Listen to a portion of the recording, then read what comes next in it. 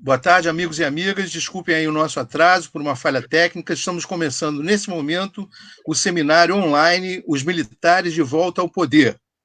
A nossa primeira entrevistada é a professora Dulce Pandolfi.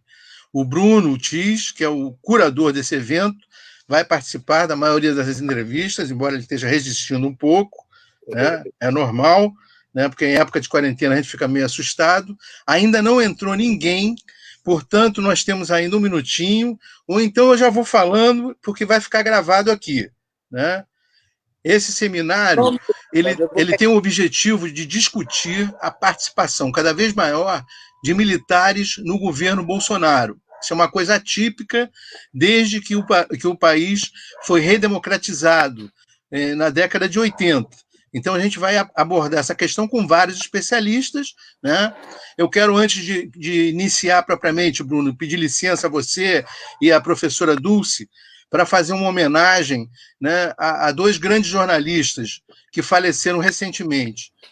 Queremos homenagear o Quarentena News, quer homenagear o Gilberto Dimenstein, que tinha uma atuação bastante interessante, bastante social, e o Luiz Macluf de Carvalho, também um grande jornalista que fez o livro sobre o Bolsonaro como cadete. Então, fica aqui o nosso registro, essa homenagem a esses grandes jornalistas.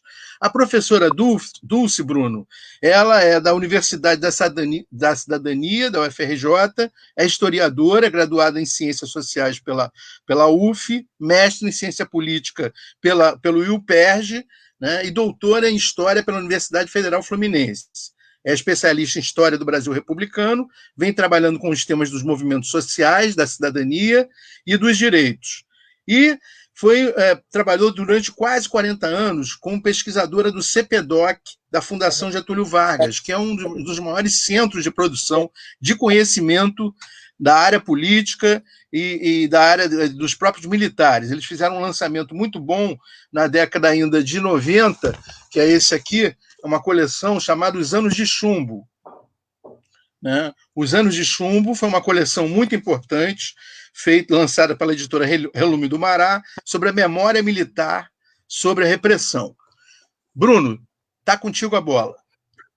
Bom, eu queria saudar a professora Dulce, é uma honra, um privilégio a gente poder estar junto conversando e principalmente buscar uma luz nessa discussão, né? Quer dizer, porque a gente sabe mais ou menos como a direita pensa no Brasil, como o centro pensa, como o centrão age, como, enfim, a gente conhece os atores políticos brasileiros, né? Agora, a gente achava que tínhamos uma geração de militares, e continuo achando, pós-ditadura, que foram muito bem treinados, formados, cumprindo sua missão constitucional ao largo da política, quer dizer, fora da política, militares muito bem treinados, que participaram de missões fora do Brasil, e, enfim, com muita competência, e nós vemos agora, nós nos deparamos, assim, surpreendentemente, com manifestações do governo, né, do governo federal, de claramente ataques à democracia, e surpreendemos com o apoio de gente, de militares que estão do governo. Quer dizer, então, a primeira pergunta é: esses militares que estão no governo representam as Forças Armadas? Quer dizer, como é que a senhora vê esse contexto? Ou representa o governo Bolsonaro, que com certeza seria diferente das Forças Armadas. Boa tarde. Bem, boa tarde a todos os ouvintes e todas as ouvintes. Boa tarde ao Jorge, boa tarde ao Bruno. Agradeço muito o convite. Para mim é uma honra estar inaugurando esse seminário, embora eu não seja exatamente uma especialista em Forças Armadas, né, mas sou estudiosa da República Brasileira. Enfim. Então, acho que a situação é muito complexa, viu, Bruno? Quer dizer, eu tenho lido alguns especialistas e todos eles também estão perplexos com o que está acontecendo em relação às Forças Armadas. Eu acho que esse é um dos principais nós da situação atual que nós estamos vivendo. Por isso, mais uma vez, eu acho que esse seminário é extremamente importante, né? Eu acho que ele é de uma atualidade, enfim, um momento precioso que nós estamos vivendo, e é bom esclarecer, né, alguns pontos. Eu poderia dar mais uma visão do ponto de vista histórico, mas eu vou arranhar, né, já que você me perguntou sobre a atuação dos militares nesse contexto. Eu volto a dizer que é muito complexo e vou dar alguns palpites, né, mais nesse sentido, a partir um pouco da informação, do que eu tenho lido, etc. Tal. É muito estranho, né? Todo mundo assim, estranhando muito. Por quê? Porque quando os militares apoiaram o Bolsonaro no primeiro momento, quer dizer, aí eu acho que a gente pode até falar nesse sentido, as Forças Armadas como um todo, né? Claro que toda instituição tem suas divergências, suas dissidências, enfim, nada é monolítico, mas o grosso das Forças Armadas apoiaram o Bolsonaro, né? Por quê? A gente tem uma polarização enorme na sociedade brasileira e é bom sempre insistir que as Forças Armadas, os militares, eles são altamente anticomunistas.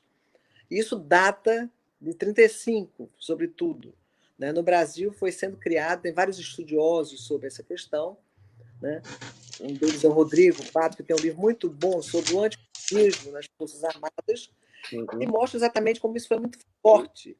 Né? Esse anticomunismo foi uma marca fundamental dessas Forças Armadas. Então, na verdade, naquela polarização das eleições, né, de 2018, o que é que ocorre? Os militares fecharam com o Bolsonaro achando que poderiam domá-lo. E aí não são só os militares, vários outros segmentos da sociedade, hoje eu estou convencida disso, apoiaram o Bolsonaro, embarcaram na do Bolsonaro achando que iam conseguir domá-lo. Né? É o caso da TV Globo, uma parcela enorme do empresariado, etc. Tal. Né? Foi impressionante como as pessoas achavam, e no caso das Forças Armadas, o fato de ele ser um capitão, né? Enfim, uma pessoa também que tinha uma trajetória confusa das Forças Armadas, né? Tinha sido, inclusive, processada, etc., tal, que seria fácil domá-lo. Não foi nada disso que aconteceu. Eu acho que é ilusão quem acha que as Forças Armadas estão tutelando Bolsonaro. Elas não estão tutelando Bolsonaro. Né? Eu acho que tem uma conjugação de vários fatores aí. Um deles é o seguinte: Bolsonaro, inclusive na sua carreira política, embora ele tenha dito sempre que é um apolítico, que ele está fora do sistema, Bolsonaro está participando da política parlamentar há muitos anos. E o segmento que sempre apoia o Bolsonaro é aquilo que a gente pode chamar as famílias militares. Né? Então, nesse sentido, ele é muito corporativista em relação a esse grupo. Né? Na campanha, ele fez 1000 promessas e, na prática, ele cumpriu essas promessas em relação aos militares. Lembrando que, na reforma da Previdência, os militares tiveram ganhos, enquanto a população, de um modo geral, foi altamente prejudicada. Os militares tiveram ganhos enormes com essa reforma, né? Além do que estão tendo vários ganhos no governo Bolsonaro. Então, essa é uma questão que eu acho que a gente tem que lembrar, que eu acho que é muito forte. Né? Essa questão dos ganhos que os militares estão tendo, ganhos materiais no governo Bolsonaro. Isso é um ponto. Segundo, o Bolsonaro trouxe os militares de volta para a arena política. Porque depois da ditadura militar, né, os militares se afastaram. A Constituição de 88 fez uma coisa, ela é maravilhosa, a Constituição Cidadã, mas ela tem vários calcanhares de Aquiles. Em relação às Forças Armadas, tem uma coisa que é meio esquizofrênica. Ao mesmo tempo que o presidente da República é o comandante em chefe das Forças Armadas, se diz também que as Forças Armadas podem intervir, né, em casos, enfim, em relação aos 3 poderes da República, o Executivo, o Legislativo e do Judiciário. Então, tem aí uma confusão. Né? Mas, de qualquer maneira, desde que os militares saíram, e esse é o ponto que eu queria me deter, desde o fim do regime militar, o que aconteceu com as Forças Armadas no Brasil? Elas foram completamente escorraçadas, como aconteceu na Argentina, que os militares recebiam vaias quando apareciam em público. Né? Aqui a gente teve várias conciliações, a gente pode até discutir um pouco a lei da anistia, se for o caso, por exemplo. Mas elas ficaram um pouco intocadas e ficaram nos bastidores. Elas saíram da cena política. Eu sempre achei impressionante porque é o seguinte, por exemplo, depois do Estado Novo, quando teve, né, que foi a ditadura de Vargas, em 1945, que é até importante a gente depois voltar até lá, né, os militares se apresentaram como candidatos a presidente da República. Por quê? Por exemplo, naquela época, a tortura, a parte suja da ditadura da era Vargas era feita nas secretarias de segurança pública e não nas Forças Armadas. Então, quando acaba o regime militar, as Forças Armadas, inclusive que participaram da Segunda Guerra Mundial, elas saem como gloriosas. vários candidatos a presidente da República foram militares. E, aliás, o primeiro eleito depois da ditadura varguista é um militar, que é o Dutra. Né? E outros nomes concorreram a cargos durante esse período. Juarez Távora, Eduardo Gomes, enfim, o Lott. Coisa que não aconteceu pós-regime militar de 64. Eles sumiram do mapa. Todo mundo tem para isso. Ninguém ocupou nenhum cargo. Né?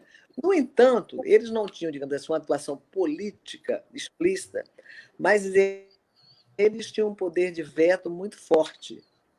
Não é à toa que no Brasil também a gente só, na verdade, no governo, né? E assim mesmo com vários limites. Uma comissão da verdade, diferentemente de outros países. Aqui nenhum militar foi julgado, né? Os crimes da ditadura vieram à tona, mas havia um certo abafo sobre essa questão que no governo Dilma vem à tona, e isso, inclusive, deixa os militares muito insatisfeitos, que esse é um tema que eles não gostariam de tocar em hipótese nenhuma. Né? Então, o regime militar era um tabu para esses caras.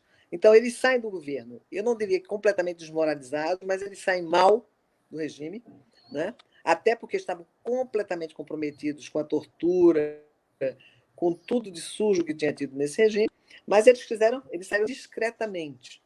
Né? Aqui, essa nossa transição foi uma transição, como se diz, os cientistas políticos gostam de usar a expressão transição pela transação, quer dizer, as forças do passado não foram colocadas de lado do novo regime, né? A nova República conciliou, inclusive, não é à toa que o presidente da República, né, nós elegemos como vice, mas acabou assumindo a presidência, que foi o José Sarney, ele foi de todo o período militar, ele foi, durante todo o período, um homem forte, um civil forte do regime militar.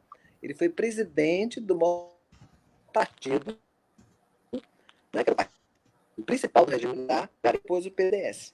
Né? Então, esse assume a nova república pós-regime militar, o regime democrático, é presidido por José Sarney, que era uma figura importante lá de trás, né? E assim como ele, outros tantos que tinham apoiado o regime militar embarcaram na nova república. Estou dizendo isso para mostrar que foi uma transição frágil, né? Uma transição fraca, como a gente costuma dizer, uma transição limitada nossa. Né? Então, os militares, nesse período que vai de 85 até a eleição do Bolsonaro, eles ficaram sem uma atuação política, mas com forte poder de veto. Né? Eles tinham forte poder de veto. E aí o que acontece com o regime Bolsonaro, na minha maneira, até vai ser bom depois confrontar com outros especialistas, inclusive nesse seminário que vocês armaram, tem inclusive o Manuel Domingos, que é um grande especialista da questão militar, o próprio Daniel, o Adriano, enfim. Então, o que eu acho? Eu acho o seguinte, que eles ganharam de presente do Bolsonaro o poder. E isso foi muito bom para ele. Apesar de vários constrangimentos, porque também na política não é tudo ou nada. É essa análise rasteira que a gente não deve fazer nunca. Então, eles tiveram muitos ganhos políticos no governo Bolsonaro. Né? Um vice-presidente da República. Quem era o general Hamilton Mourão? Alguém conhecia? Figura pagadésima. E por aí vai. Né? Hoje tem mais, quer dizer, os números variam, mas é uma quantidade enorme de militares, mais de 3 mil, enfim, são muitos militares que estão na chefia do poder. E o poder é uma coisa também que fascina, né? Sobretudo para esses caras que mandaram no Brasil durante 21 anos, mandaram, né? Que estavam na retaguarda e que agora voltam com muita força. Então, esse é um ponto importante. Outro ponto que eu acho que eu não sei se eu estou falando demais, mas enfim. Não, se vocês quiserem, vocês me interrompam. Outro ponto que eu acho que é fundamental para a gente refletir é o seguinte: mas quem disse que as Forças Armadas têm algum compromisso com a democracia? Alguém acha isso? Eu não acho. O histórico mostra que não. Né? Então, nesses anos todos, eles aprenderam com o regime democrático, eles têm uma afeição pela democracia? Eu acho que não. Agora, ao mesmo tempo, é claro que o Bolsonaro também incomoda. Isso é um jogo. Né? Por isso que a coisa está um pouco no fio da navalha. Só para dar um exemplo. Os militares que atuaram durante a ditadura, eles odeiam falar desse período. Eles resolveram silenciar. Eles não gostam de falar. Né? O Bolsonaro fica futucando, fica premiando, fica falando do Ustra, fica fazendo enaltece a tortura. Eu até digo o seguinte, na época da campanha eu dizia isso, gente, o Bolsonaro está dizendo uma coisa que esses militares nunca assumiram que teve tortura no Brasil. Pelo contrário, eles negavam. Eles diziam que tinha excessos. Nós sabemos que a tortura foi uma política de Estado durante o regime militar. Todos os presidentes de Castelo Branco, sem exceção, até Figueiredo, foram totalmente coniventes com o regime militar, com a tortura. É claro que tinha nuances, os governos também não foram homogêneos, né? Você tem ali várias tendências, vários grupos, mas em relação à tortura, houve uma conivência total e absoluta, uma participação total e absoluta. Então, mas é um tema que eles não gostavam de falar. E aí Bolsonaro vem e fica falando, fica futucando essa história. Isso deve incomodar, né? Ou esse lado grotesco do Bolsonaro também deve incomodá-los. Porque incomoda, eu acho que qualquer pessoa que tem um mínimo de centralidade é um discurso completamente é uma coisa muito grotesca, uma coisa muito agressiva, é uma coisa muito primária, eu diria. Não louca, quero fazer ressalva e quero, inclusive, mais uma vez, dizer que é uma agressão aos loucos a gente chamar Bolsonaro de louco. Não é loucura. Isso é um projeto. Né? Mas, enfim, então essas falas do Bolsonaro devem incomodar também vários militares. Mas eu acho que entre os ganhos e as perdas, os incômodos e as benesses, eles ficam com as benesses. Né? Então, eu acho que esse é mais ou menos um quadro complexo, é um quadro difícil, né? Mas eu acho que eles estão aí sem grandes contradições. Eu não acho que eles vão dar um golpe em Bolsonaro, por exemplo. E tem outro problema: o Bolsonaro é quem tem voto. Esses caras não têm voto. Esses caras não têm voto. Então, o que é que pode acontecer? Já adiantando, nem sei muito bem se é essa a lógica, mas a gente depois pode voltar, né, mais para a minha praia, que seria, digamos, mais fazer um histórico aí sobre os militares. Mas, enfim, o que é que pode acontecer? Pode acontecer várias coisas. Mas, por exemplo, se eles também perceberem que Bolsonaro está com 10%, 8% de apoio popular, não custa eles participarem com as altas elites, né, de um processo de impeachment.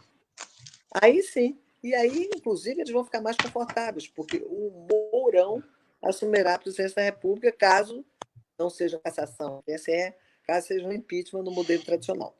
Né? Isso também tem um lado complexo, porque a pandemia complicou tudo isso. O Brasil está muito afundado do ponto de vista econômico. É um país que está esgarçado. Então, a gente está muito sem, digamos, alternativa dentro dessa estrutura. Então, também, para os militares pegarem um abacaxi desse, né, eu não sei até que ponto não é mais confortável eles ficarem nessa retaguarda de vice-presidente e com esses cargos todos aí, do que eles estarem na testa absoluta, porque se assume a presidência, aí não tem mais, digamos, uma desculpa. Porque até agora, né, eu acho que, inclusive, quando alguém me pergunta, é um regime igual ao de 64? Não é. Em 64 foi dado um golpe, né? 64, os militares assumiram de corpo e alma o regime, né? E agora, claro que em aliança com os setores civis, não tem a menor dúvida, mas agora o que a gente tem, né, é um militar que é um capitão que foi eleito pelo voto direto e que continua com uma margem está caindo, mas ainda tem um prestígio razoável. Né? Eu até brinco, é um capitão cercado de generais por todos os lados. Também é uma coisa inusitada, porque as Forças Armadas têm a questão da hierarquia muito forte. Né? E, nesse caso, é um capitão desqualificado, porque a história do Bolsonaro é aquilo que eu já falei, ele teve um processo, ele não é nenhum militar exemplar. Né? Mas, no entanto, ele produziu essas benesses. Digamos assim, as Forças Armadas não têm esse projeto democrático, pelo contrário, eles têm um projeto muito enraizado do inimigo, coisa da doutrina de segurança nacional. Então, naquele momento da Guerra Fria, era o comunismo. Mas agora é também um tipo que eles criam de comunismo, é o tal do marxismo cultural, é o petismo, é o petismo. Enfim, são as oposições, eles não querem conviver com isso. Né? Então, é nesse caldo aí, acho que eu me estendi muito, acho que era bom passar a bola para vocês um pouquinho, né? Que eu acho que é muito complexo, mas eu acho que os militares com suas divergências, tem divergência, não tem a menor dúvida, mas estão apoiando o Bolsonaro, até segunda ordem. Podem tirar o cavalinho? Podem. Se Bolsonaro perder prestígio, eles podem, inclusive, digamos assim, ajudar, facilitar, né, o processo de impeachment. Mas também eu acho que isso ainda demora, porque eu acho que a pandemia foi um grande complicador nessa história toda. Professora, eu queria saber como é que a senhora vê a possibilidade de existir atualmente nas casernas uma espécie de ativismo político, justamente porque o Bolsonaro beneficiou os militares com a aposentadoria, né? Os privilégios dos militares continuam sendo mantidos, né? A senhora vê que há algum tipo de ativismo político dentro das casernas favoráveis ao Bolsonaro? Ou seja, essa representação que há no governo, ela se reflete nos quartéis?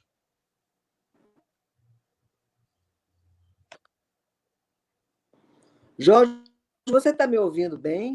Tá. Agora estou. Vocês estão me ouvindo bem? Sim. Porque a voz de vocês está um pouco tremida. Eu não sei se é porque o WhatsApp está com problema. Vocês estão ouvindo bem? Para você repetir Sim. sua pergunta, então, por favor. Eu perguntei se a senhora não acredita que exista, ou não, né, se existe, no momento, algum tipo de ativismo político nos quartéis, seguindo essa representação dos militares no governo. Se existe algum tipo de ativismo político nos quartéis e no governo, é isso? Se existe nos quartéis A questão? se existe nos quartéis um ativismo político que está seguindo essa representação dos militares no governo, ou a representação é isolada, entende? Por quê? Eu pergunto isso porque na década de 60 a gente sabia que tinha um ativismo político dos sargentos em apoio, né, em relação com os sindicatos. Hoje os sindicatos estão passando uma fase difícil, obviamente não tem isso mais, mas eu pergunto, se nos quartéis há algum tipo de ativismo político que respalde essa representação militar que o Bolsonaro leva para o governo. Uhum. Olha, eu acho que a baixa oficialidade, digamos assim, né? Esse setor das Forças Armadas, abaixo, vamos chamar baixa oficialidade, a impressão que eu tenho é que eles estão muito alinhados com o Bolsonaro. Não sei se tem uma rebeldia por aí, não. Né? Eu acho que o quadro, a impressão que eu tenho hoje, é isso que eu falei, eu não sou um especialista nesse assunto, até vai ser muito bom, por exemplo, vocês ouviram o Manuel Domingos, que eu acho que ele entende a beça, né, da questão militar, mas eu acho que o quadro é muito diferente do pré-64. Ali você tinha tendências diferenciadas. Você tinha vários agrupamentos assim, que se expressavam de uma forma clara. Você tinha os militares anticomunistas e nacionalistas, você tinha os militares anticomunistas e mais internacionalistas, depois é o caso, por exemplo, do Castelo Branco, etc. Tal, né? E você tinha um grupo mais nacionalista, que eu não diria acho que o nacionalismo não era, o anticomunismo não era uma coisa tão forte assim, que é o pessoal enfim, que começa no segundo governo Vargas, né? Aliás, tem uma tradição tenentista também, que era importante a gente resgatar, se der tempo eu falo um pouco sobre isso, mas então você tinha grupos assim, com posturas diferentes, né? Inclusive esse pessoal, digamos assim, que era o pessoal mais nacionalista e menos anticomunista, que o anticomunismo não era a sua raiz, né? Que é o caso do Lodge, por exemplo, Chilac Leal. Eles apoiaram o segundo governo Vargas, né? Lott, inclusive, se candidata a presidente da República, e você tem naquele pré-64 um grupo grande, né, da baixa oficialidade querendo participar da política ativamente, né, e que se rebelavam contra os seus superiores. A gente tem as revoltas, né, a dos marinheiros, a revolta dos sargentos. Tinha uma efervescência ali muito grande, né, em relação, inclusive, à participação política, o direito de votar, e mesmo em relação ao projeto político. Eu acho que esse talvez seja o ponto. Né? Eram projetos políticos diferenciados. Né? Você tinha um projeto, que era um projeto, digamos assim, grosso modo falando, um projeto que começa com o segundo governo Vargas, né? de maior inclusão, um projeto trabalhista, né? Enfim, tinha uma coisa de fortalecimento um pouco dos sindicatos, mesmo que atrelados ao governo. Você tem esse grupo, né? E esse grupo é o grupo, digamos assim, que também está ali com o Jango, né, reivindicando e lutando. É um modelo que no Jango se firma mais esse projeto mais inclusivo, né, de maior participação, direito analfabeto votar, etc. E os sargentos entraram nessa do direito ao voto. Então, você tem esse quadro da política muito ativa. No pré-64, os militares eram um dos atores. Você tem uma efervescência. Todo momento que a democracia fica efervescente, você tem uma multiplicidade de atores, que é diferente da era Vargas, depois a gente volta lá. Mas nesse período que vai de 46 até 64, você tem atores muito vivos na sociedade, né? Então, essa política também estava ali muito forte nas Forças Armadas.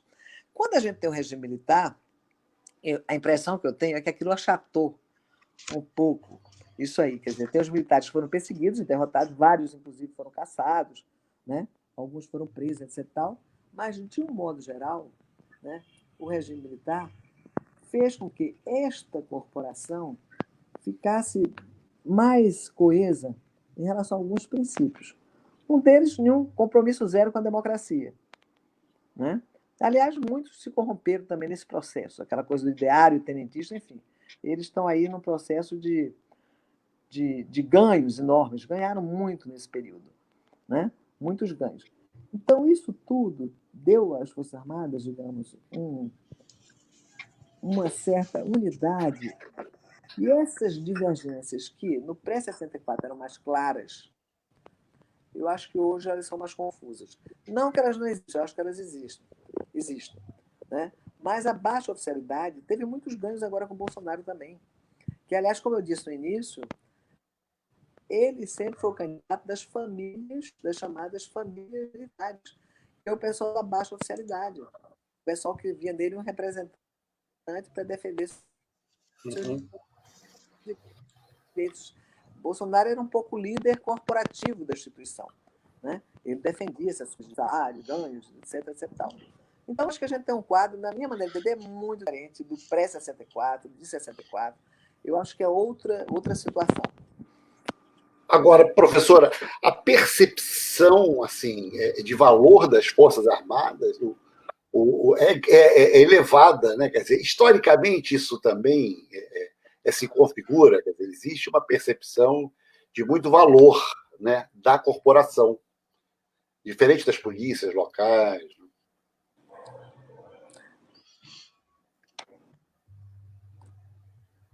Ô, Bruno, você pode repetir de novo? A mensagem de você está chegando para mim um pouco complicada, eu não sei por quê. A despeito do... quer dizer, esse jogo não foi zerado, né? 64, tortura, esse jogo no Brasil, ao contrário da Argentina, como a senhora lembrou, ele não foi zerado, né? Quer dizer, aqui no Brasil. Ele foi jogado debaixo do pano, enfim, quer dizer, a saída brasileira, né? Houve uma composição, eles se afastaram e de uma maneira monolítica, né? Agora, a percepção de valor das Forças Armadas para o país ainda é muito alta. Sempre foi assim, quer dizer, isso vem lá de trás. Quer dizer, a percepção de valor das forças, elas têm, junto à opinião pública, elas são hoje... Será que eu tiro faz, gente? Isso é isso que está no tema? Eu não estou entendendo. Está difícil entender. Será que eu tiro do meu Wi-Fi? Mas eu estou com medo de entrar e perder o que vocês estão falando. Desculpa, Bruno. Não tem problema. É que o som de vocês aqui está chegando tremido para mim. Eu estou com o Wi-Fi ligado. Minha dúvida é se... Está com headphone? Eu continuo aqui, porque dá medo de perder. Estava indo tudo bem. Está usando headphone? Está usando headphone? Professora, está usando headphone? Não estou. Seria bom. Faz você a pergunta. Faz você, Jorge. Está me ouvindo agora? Está me ouvindo? Estou. Agora eu estou. Não ouvi a pergunta do Bruno. Não, o que ele perguntou é como é que a senhora vê historicamente esse valor que as Forças Armadas aparentemente têm, né, na sociedade brasileira. Elas influenciam muitos personagens, a população se ressente, assim, sente muito, né, repercute na população as decisões, as medidas tomadas pelas Forças Armadas, sobretudo na área da segurança pública, eu diria. Mas a gente sabe que, historicamente, as Forças Armadas sempre tiveram um papel político. E qual a percepção que a senhora tem desse valor que as Forças Armadas apresentam?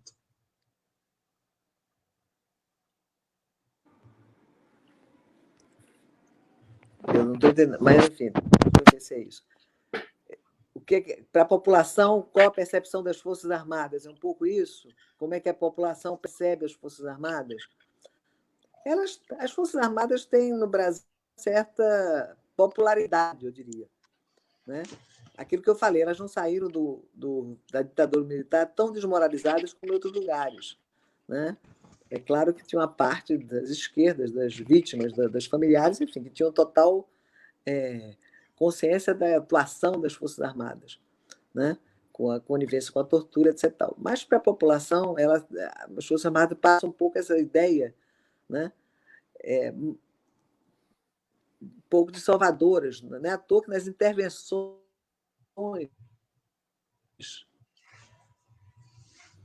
né, nos momentos em que tem intervenção militar, a população mais tranquila do que com a polícia, por exemplo. Né? Eu acho que a polícia militar e a própria polícia civil, elas são percebidas de uma maneira muito mais negativa do que as Forças Armadas. Né? Então, não sei se é essa a questão que vocês fizeram, né? Mas não sei se foi exatamente isso que vocês perguntaram, mas eu acho que tem essa questão. Né?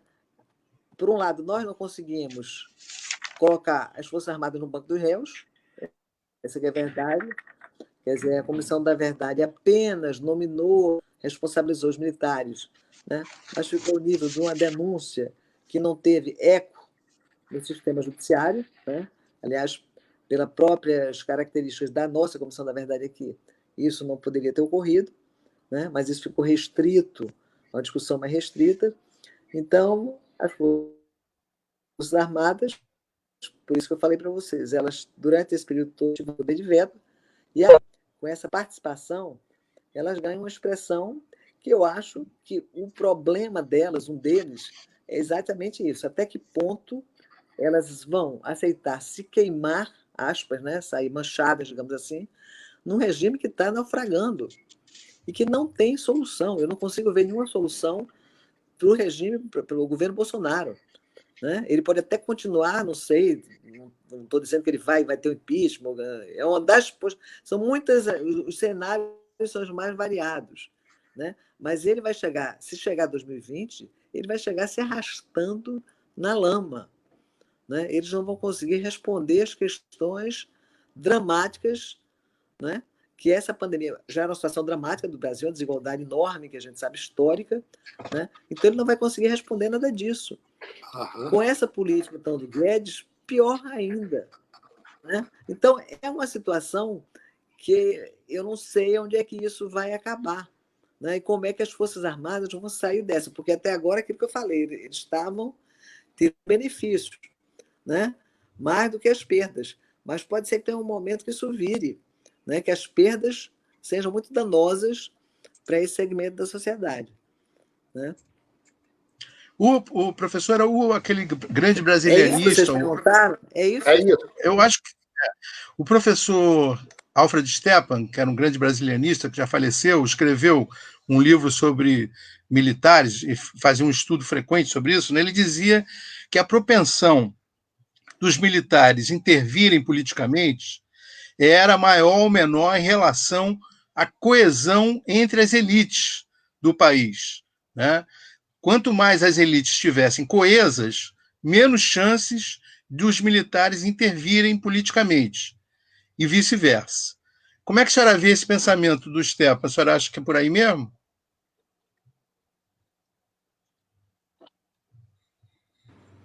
Acha que o final... Como é que a senhora vê essa posição do Alfred Stepan de relacionar a propensão dos militares para intervir politicamente em relação à coesão entre as elites do país? Quanto menos coesas, mais propensos eles estão a intervir, e vice-versa. Como é que a senhora vê esse pensamento? Eu acho que cada período histórico é um período, mas eu acho que isso tem um certo sentido, né? Porque, por exemplo, até voltando um pouco para a era Vargas, é muito curioso. Eu acho que a gente não pode fazer nenhuma análise que seja, digamos assim, homogênea, linear, chapada, porque eu acho que esse período da era Vargas ele é riquíssimo para a gente entender o papel das Forças Armadas. Ali você tem vários momentos, né? Quando ocorre a Revolução de 1930, que Getúlio Vargas toma o poder, o que é que tinha acontecido antes? A gente tem um movimento, que é o movimento tenentista, que é um movimento que queria exatamente um papel melhor para as Forças Armadas na sociedade brasileira. Eles estavam inconformados com esse papel secundário que as Forças Armadas tinham ao longo da Primeira República. Então, foram várias insurreições armadas de jovens militares, sobretudo tenentes, né, dessa baixa oficialidade, que reivindicavam o quê? Eles reivindicavam, sobretudo, um melhor papel para as Forças Armadas na sociedade brasileira, além de questões da hierarquia e da carreira militar, das escolas militares. A pauta era grande e tinha também uma visão do tenentismo, nesse primeiro momento, inclusive contra as oligarquias regionais, combatiam o latifúndio, defendiam a questão da educação, enfim, tinha uma pauta com vários aspectos, a nacionalização, vários aspectos progressistas, né? Quando ocorre a Revolução de 30, Getúlio se vê numa certa saia justa. Por quê? Os vitoriosos foram os tenentes, foram os aliados, né, que ajudaram Getúlio Vargas e as elites, uma parte das elites, a derrubar a chamada, aspas, velha república, né? Então, quando Getúlio toma posse em 30, né, o que acontece? A gente tem Getúlio ao lado de alguns oligarcas chamados dissidentes, aqueles que estavam contra a hegemonia completa do café, né, com esses jovens tenentes. Os generais tinham perseguido os tenentes. Ele percebe o seguinte, Getúlio, que para ele nacionalizar o país, centralizar, que era um dos principais objetivos da chamada Revolução de 30, era a centralização. Até então, o Brasil era muito descentralizado. Para vocês terem uma ideia, os presidentes, os governadores de estado eram chamados presidentes. Era presidente de estado, né? Presidente de Pernambuco, presidente da Bahia. Tal era a força do poder regional. 30 ocorre muito, a Revolução 30, em função, né, dessa questão de diminuir a força dessas oligarquias regionais e centralizar o poder e nacionalizar o poder. Então, o que Getúlio tem que fazer? No primeiro momento, ele está apoiado dos tenentes, mas ele percebe que não dá, né? Porque para construir uma nação, Getúlio teve uma visão de construir um Estado nacional, tanto que se diz muito isso. O Estado Nacional brasileiro é construído a partir desse período, dos anos 30. Né? Então, para construir esse Estado Nacional, Forças Armadas coesas e consolidadas era fundamental. Ele investe muitíssimo nas Forças Armadas. E ele dá essa girada com os tenentes, que no primeiro momento são os seus grandes apoiadores, quando a gente tem em 32 uma revolução em São Paulo, em 35 uma revolução também dos comunistas com os tenentistas e tal. Ele aproveita esses momentos, né, para dar uma guinada e fazer mudanças importantes nas Forças Armadas e se apoiar nos generais. Ele entende que os tenentes não podem mandar, aspas, em generais. Então, ele precisou criar novos generais. Ele enfim, muda as pessoas de cargos, faz várias nomeações, ele rearruma as Forças Armadas, além de mobilizá-la enormemente, fortalecê-la, são, enfim, armamentos, etc, etc, tal. E é muito interessante, porque tem um golpe de Estado em 37, né, que Getúlio dá com apoio das Forças Armadas, e aí já são os generais que estão do seu lado. Um deles é o Góes Monteiro, os dois mais importantes, e o outro é o Eurico Dutra, que será presidente em 1946. Mas o ponto que eu queria dizer é o seguinte: o que acontece com as Forças Armadas? Elas estão fechadas com Vargas, que começa uma possibilidade de abrir o regime. É quando Getúlio, percebendo, ele tinha uma visão, né?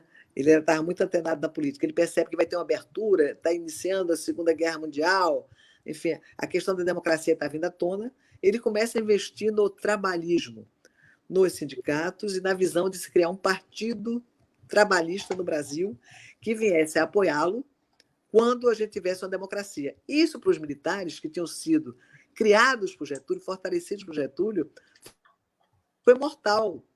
E eles se viram contra Vargas, é impressionante. Quer dizer, eles passam de 37 a 45 totalmente alinhados com Getúlio Vargas. Estão largando, né? Quando eles percebem que o trabalhismo está se fortalecendo, não é um projeto que eles queriam, mas de jeito nenhum, Vargas é deposto pelos militares que eles ajudaram a criar. É aquilo, quer dizer, é a criatura se virando contra seu criador. Foi isso exatamente que aconteceu em 45. Por isso que eu falei, não dá para falar de uma maneira chapada desse período. Né? Então, eles não dão um golpe e tiram Getúlio do poder. Né? O Dutra, que era foi o seu, durante o tempo todo do Estado Novo, era o seu braço direito. Foi o ministro da Guerra de Vargas, né? Um dos grandes idealizadores de todo esse projeto militar, se torna contra Getúlio, inimigo de Getúlio, praticamente. Né? Getúlio volta ao poder em 54, e aí o exército está muito dividido e muito polarizado. Como eu falei para vocês, na democracia isso é muito comum, as forças ficam muito vivas. Então você tem um grupo mais nacionalista, que é o projeto de Vargas, era um projeto nacionalista, né, que se alinha com Getúlio, e tem outro que tem horror a Getúlio, que tanto fez por essas Forças Armadas. Né? Foi o criador dessa criatura aí. Então, não só eles destituem Getúlio em 45, dão um golpe, tiram Getúlio do poder, claro que é um ditador, é um golpe também que não dá para me deter aqui, mas tem suas características específicas, mas eles, enfim, não querem mais Vargas no poder, em 45, como eles também não querem em 50, quando Getúlio é reeleito no seu governo, que vai de 51 até seu suicídio, né, em 54, uma parte enorme das Forças Armadas não aprova o seu projeto. Porque é o quê? Um projeto onde você incluía uma parte da população, onde você tentava fortalecer os sindicatos, e isso para esses caras era insuportável. Getúlio foi muito útil a eles na época da ditadura, mas da democracia não dá mais. Então, eles também são eles que exigem e pregam a renúncia de Getúlio. É uma parte muito importante das forças militares, né? Que estão cada vez mais próximas desse projeto, digamos assim, que representava, do ponto de vista dos partidos, era a UDN. Né? O Getúlio está ligado ao PTB, o Partido Trabalhista Brasileiro, ao PSD, que é o Partido Social Democrático, e esse grupo está ligado à União Democrática Nacional, né? E aí tem um grupo muito internacionalista também, contra o nacionalismo. Então, por isso que eu estou dizendo para vocês, é uma coisa muito complexa, com muitas nuances, né? Que não dá para a gente fazer análise dos militares, desde o início da República até hoje. São momentos distintos, com suas características específicas, né? Com suas riquezas, com suas divisões, né? Que a gente tem que analisar em diversos detalhes. Né? Então, é isso que eu estou insistindo. Os militares não são coesos, nem hoje, nem nunca foram, nem no passado. Né? As revoltas tenentistas dos anos 20 sublevavam os quartéis. Né? Eles se subordinavam contra seus superiores. Aliás, deu no movimento, a última grande revolta tenentista vai dar no movimento belíssimo que é a coluna Miguel Costa Prestes, que ficou conhecida como coluna Prestes, né? Aqueles revoltosos percorreram vários estados do Brasil durante muitos anos, né? No final da década de 1920, se rebelando contra o status quo, contra a presidência da República, contra as oligarquias, etc. Tal, né? Então, são muitas matizes, muitas nuances, e depois esse movimento tenentista também ele vai desaguar em várias coisas. Tem um grupo que vai se tornar integralista, tem um grupo que vai aderir ao Partido Comunista, tem outros que vão abandonar o governo, a política, de modo geral, e tem outros que vão ficar alinhados com Getúlio. Né? Vários deles aderem à Revolução de 30 e ficam ali no governo Vargas até começarem a ser, digamos, varridos pelo próprio Getúlio, que queria ter mais apoio nas forças mais institucionalizadas, que eram os generais. Por isso ele faz esse rearranjo, digamos, ele também se afasta dos tenentes que foram seus aliados fundamentais em 30. Então, alianças na política são feitas e desfeitas dependendo dos diversos interesses. Fala, Jorge. Essa corrente legalista, ela dança ao sabor da música ou ela é minoritária? Assim? Porque sempre se falou numa corrente legalista dentro das Forças Armadas. Né? Mas em que período você está falando? Na história, quer dizer, até 64, nesse que a senhora retratou.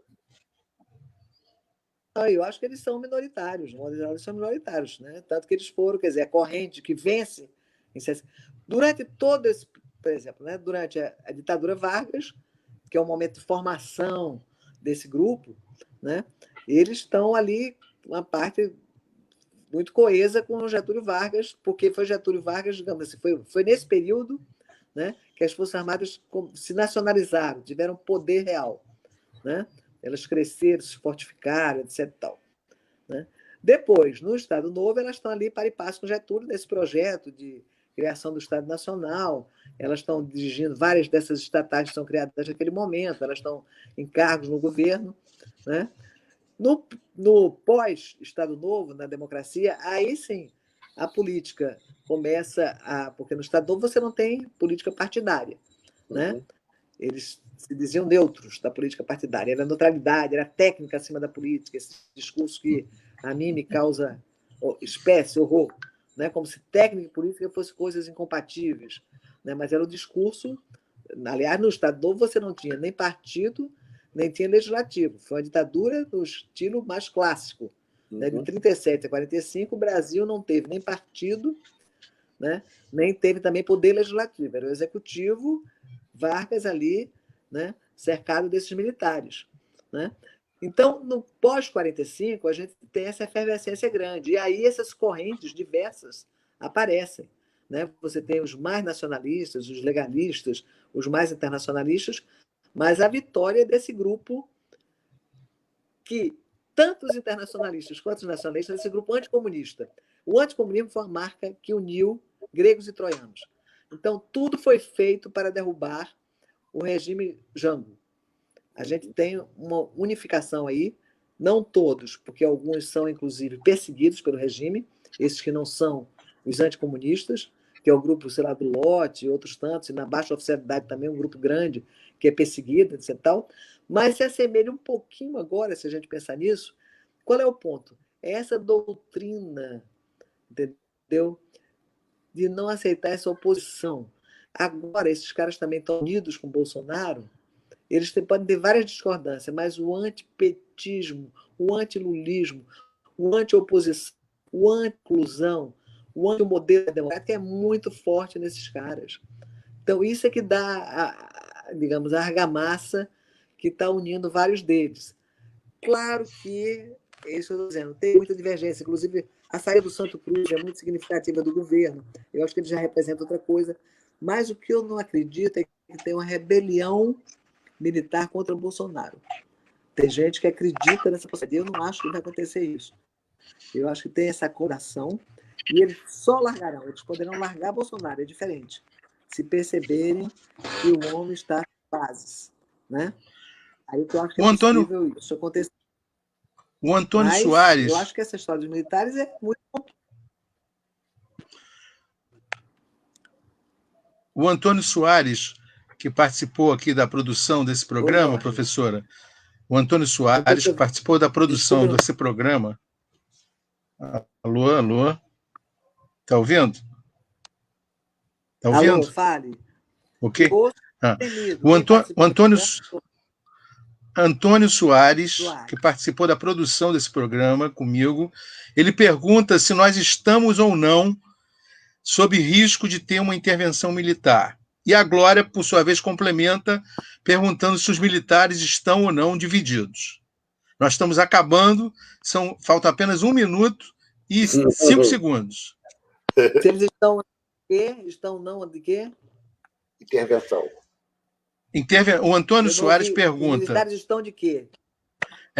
Primeiro, o Antônio Soares pergunta se estamos em risco de ter ou não uma intervenção militar. Ouviu? Eu vou mudar de lugar, gente. Só um minutinho, Jorge. Peraí. Pena que está acabando, hein? Vão faltar 50 segundos aqui para a gente acabar. Vamos estender um pouquinho mais, né, Bruno? Porque a gente começou mais tarde, inclusive, também. Pronto, agora vai ouvir. O Antônio Soares, que participou... O Antônio Soares, que participou da produção desse programa, pergunta se nós estamos ou não em risco, sob risco de ter uma intervenção militar. E a Glória Alvarez, que também faz parte do Quarentena News, pergunta se os militares estão divididos hoje.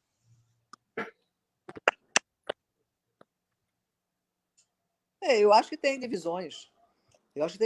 Sem dúvida nenhuma. Tanto e o risco... Por exemplo, a saída representou também ali uma facção que já é do Heleno, né? Mas eu acho que tem essa coisa maior que unifica. A despeito das divisões, né? Eu não acho que vai ter uma grande insubordinação, digamos assim, desse setor dos militares, né, contra Bolsonaro. Eu acho que eles continuam, apesar das divisões, apesar nessas perdas e ganhos, eu acho que no momento atual os ganhos são maiores, mas sem dúvida nenhuma tem divisões. Tem divisões, eu acho que a Helena é uma coisa, eu acho que Santo Cruz é outra coisa. Não é à toa que alguns saíram, mas você vê que cada vez ele consegue chamar mais militares para o governo, né? É impressionante. O Braga, gente, o Braga, o que é isso? Naquela reunião ministerial, aquela cena incrível, o Bolsonaro dizendo aquelas aberrações. De um lado estava o Mourão, de outro o Braga Neto, 2 militares. E nada acontece, quer dizer, não tem uma nota de repúdio. Pelo contrário, as notas que saem, ou elas são dúbias, que falam uma coisa muito esquisita em relação à democracia que a gente não consegue entender, mas não tem nenhuma nota que saia de nenhuma crítica ao governo Bolsonaro. É tudo muito dúbio. Até o Mourão, quando deu uma recente entrevista, por exemplo, que algumas pessoas até fizeram a leitura de que era uma coisa muito anti-Bolsonaro, não vi nada disso. Eu acho, pelo contrário, delicadíssimo com o Bolsonaro. É sempre muito delicado. Então, eu insisto, tem divergência, não tem a menor dúvida, né? Mas eu acho que ele tem um apoio dos de baixo por conta dessa postura dele, sindical, corporativista, defesa dos seus interesses, de aumentar salário, ter feito a reforma da Previdência dos militares, né? Ser sempre visto como esse cara das famílias, representante da família militar, né? Então, a baixa está com ele. E essa alta oficialidade, sinceramente, eu acho lamentável, né, esse papelão, eu diria assim, que essas Forças Armadas brasileiras estão fazendo. Fizeram um papelão durante o regime militar, papelão, né, porque aquilo que eu já expliquei, foram coniventes, foram as pessoas totalmente coniventes com a tortura, montaram uma máquina de torturar, de perseguir, de desaparecer com pessoas. Então não tem que passar, não tem essa de... Tinha divergência do Silvio Frota com o Geisel, mas eles, nesse ponto, eles eram coesos. Quando até o pessoal, até me irrita profundamente, quando se tenta passar uma visão de um Geisel que tentou coibir a tortura, não tentou coibir, não. Ele queria que se torturasse de outro modo. Ele não queria que a coisa fosse escancarada. Ele não permitiu o Caterzog, porque foi um escândalo se matar um cara que estava no seu local de trabalho e foi preso. Não foi preso na rua. Então tinha ali muitas... Foi uma burrice. Ele era contra essa burrice de fazer a tortura escancarada de matar pessoas. Mas ele não era contra a tortura. Hoje em dia, os documentos já mostram isso, né? Então, esses homens, esses milicos, foram totalmente coniventes, não se rebelaram, nenhum setor grande se rebelou contra aquele esquema da ditadura militar, e o mesmo agora, eles estão passando uma vergonha, um vexame. Então, que forças armadas são essas? Forças armadas gloriosas? Aonde? Eu acho que elas são totalmente coniventes com o que tem de mais podre na sociedade brasileira. Desculpa até minha exaltação, mas é porque é um assunto, entendeu? Eu fico um pouco assim quando alguém tenta fique calmo, professora. Fique calmo, por favor, por favor. Eu só vejo os lados militares. Claro que eu quero dizer assim, obviamente tem militares, eu não quero generalizar. Tem pessoas, tem militares, obviamente são totalmente do bem, né? Não quer dizer mais. Mas as Forças Armadas, não. Se elas tivessem o mínimo de decência, mesmo que elas tivessem entrado na fria de apoiar Bolsonaro para evitar, digamos assim, que as esquerdas ganhassem o Brasil, elas já tinham percebido, aliás, ele nunca enganou ninguém, né, gente? Cá para nós. Então, eles já tinham percebido, já tinham que ter saltado fora desse barco há muito tempo. Então, verdade. a despeito da divergência, né, só para complementar, professora, a pergunta do Antônio Jorge, não vi que a senhora tenha respondido. Qual é efetivamente o risco de acontecer agora ou daqui a um tempo uma intervenção militar junto com Bolsonaro? Eu também acho difícil. Eles não estão no poder, gente. Por que eles fazem intervenção militar? Eu acho que o Bolsonaro morde a sopra. Ele fica testando a democracia, né? Ele fica testando enfim, as instituições. Esse é o esquema dele. Mas eles estão no poder. Quer dizer, o que eu acho que poderá acontecer é se, diante de uma concretização de um processo de impeachment, eles radicalizarem. Não vamos ser ingênuos também. E ele conta com os milicianos. Eu acho que a esquerda tem pecado muito ao longo da história, porque tem uma visão de um projeto maior. Então, a gente às vezes cai no otimismo, eu também me incluo nisso. Pode ser muito grande, né? Então, é assim, não vai acontecer golpe, a Dilma não vai cair, não vai acontecer sempre a gente... Então, eu acho que a gente não pode descartar a possibilidade de algo mais violento, né? Digamos,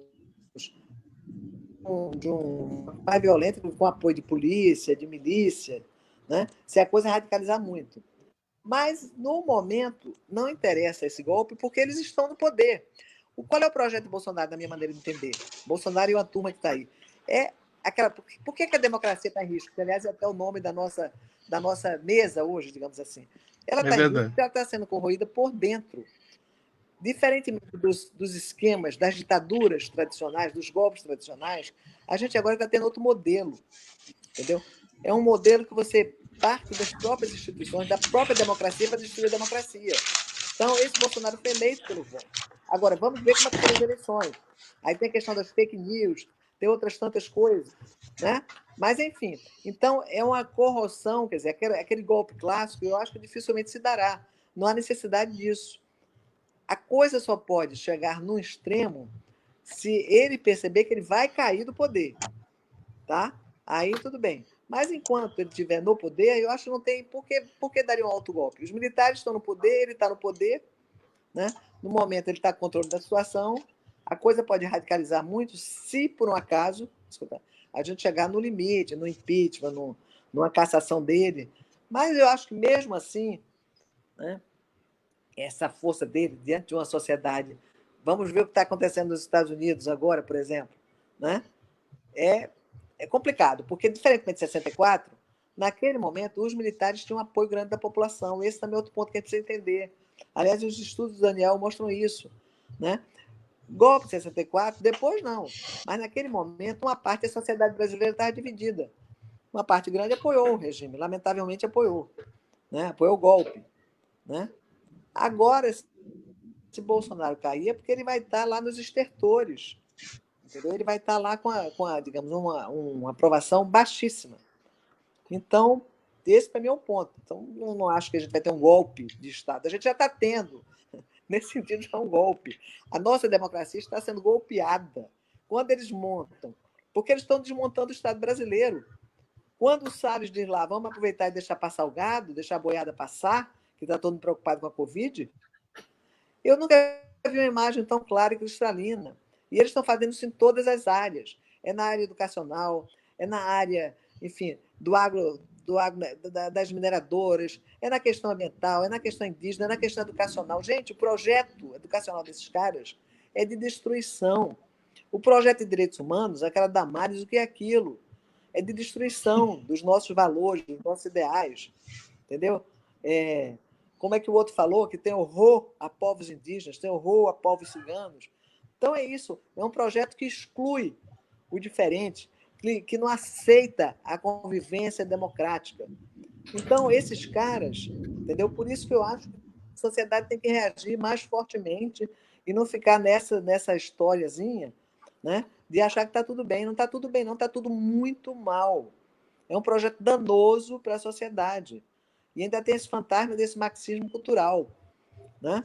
Porque eles sacaram que é através da cultura, né, que as coisas se transformam. Então, vamos entrar de sola nisso aí. Fora a questão, gente, da mortandade que está tendo, né, das populações mais pobres, é um descaso total em relação à pandemia, é um negócio que eu nunca... Não tem nenhum país do mundo que um presidente seja tão omisso, ausente, né? E como aqui no caso do Brasil. Além disso, não é essa pandemia, a polícia continua matando os pobres em favela. O que é isso, gente? É inacreditável. Nesses últimos dias foi quase uma carnificina. 16 pessoas na Cidade de Deus. É uma coisa mesmo completamente... Por isso que eu acho, né, importante que a gente, digamos, tente, isso sim, a gente conseguir desmontar esse golpe. Eu acho que é diferente. O golpe está aí. Eles estão aí no governo que está golpeando a democracia. Essa é a palavra do golpe. Eles são golpistas. Eles estão golpeando. Senhor Bolsonaro, junto desses militares e outros elementos da elite brasileira, estão golpeando a nossa democracia. Tá ótimo. Muito bom. Ok? Jorge, bom, estamos encerrando, então, aqui, agradecendo a professora a participação. Quero me unir à sua indignação, professora Dulce Pandolfi. Também estou muito indignado com essa situação toda. Eu acho que o Quarentena News já nasceu um pouco como resultado dessa indignação de um grupo de jornalistas e colaboradores que tem aí trabalhado nessa página no Facebook. Agradeço imensamente a sua participação nesse seminário, ao Bruno Tis, que é o idealizador desse seminário também, e a todos vocês aí que nos assistiram. Pedimos desculpa por essas falhas técnicas que aconteceram, mas estamos nos aprimorando e chegaremos até o final desse seminário. Obrigado. Amanhã tem mais, às 16 horas, com o professor Daniel Arão Reis, que vai falar sobre a política, o retrocesso político que representa esse risco para a democracia. Valeu, Bruno. Valeu, professor. Obrigado, professora. Muito obrigada a vocês. Foi um prazer. Obrigada a todos. Valeu, querido. Valeu.